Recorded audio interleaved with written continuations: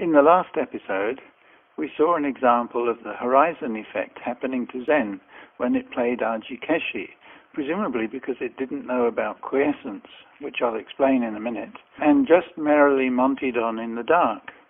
Another example cropped up several moves later when it made what looked like a real crazy stone move at M17.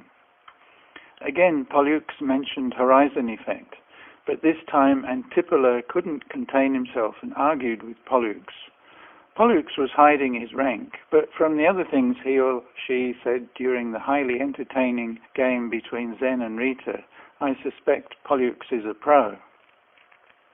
Mafrini asked if someone could explain it, and I said I would in my next movie, which is this one, so here goes. The horizon effect crops up at the outer edge of a minimax search when the computer stops looking ahead because of a preset search length limit, but that endpoint could be in the middle of an unfinished forced sequence.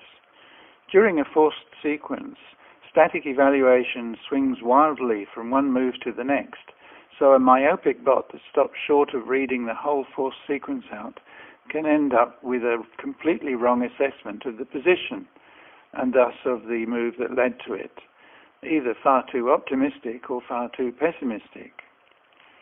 Once Berliner had pointed this frailty out, minimaxing chess programs thereafter used a special quiescence check at the terminal nodes of regular search, and deployed special forced move generators to read out single lines. That was one of the things that gave Deep Blue the edge over Kasparov, because thanks to Berliner's insight, Deep Blue didn't stop too shallow in a forced sequence. Monty Python search is different to Minimax because Monty Python doesn't stop looking until it reaches the absolute end of the game along each path it considers. But even as late as this in the endgame, there are so many empty spaces left on the board that the entire move tree is still too large to explore completely.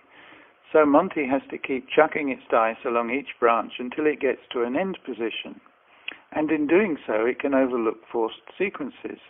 So it comes up with a faulty assessment of the move that led to the forced sequence.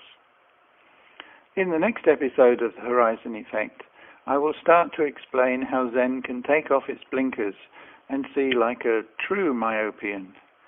But my explanation won't be a soundbite, because there's a bit of groundwork to cover first. Now, you'll probably say, how the hell can a lousy 4Q know anything that a sparkling 6-Dan doesn't already know miles better than him? And most of the time you'd be right. But don't forget that Andy Murray can beat the pants off his own tennis coach, so a teacher doesn't have to be a better player than his student. As George Bernard Shaw adroitly observed, those who can, do, and those who can't, teach. To which we can add, and those who can't teach, teach teachers. And those who can't teach teachers, criticize. And those who can't criticize, censor.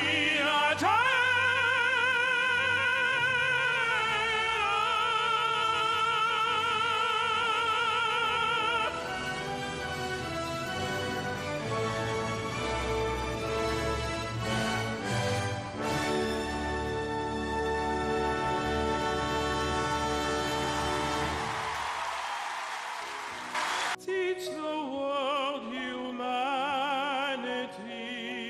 and hospitality.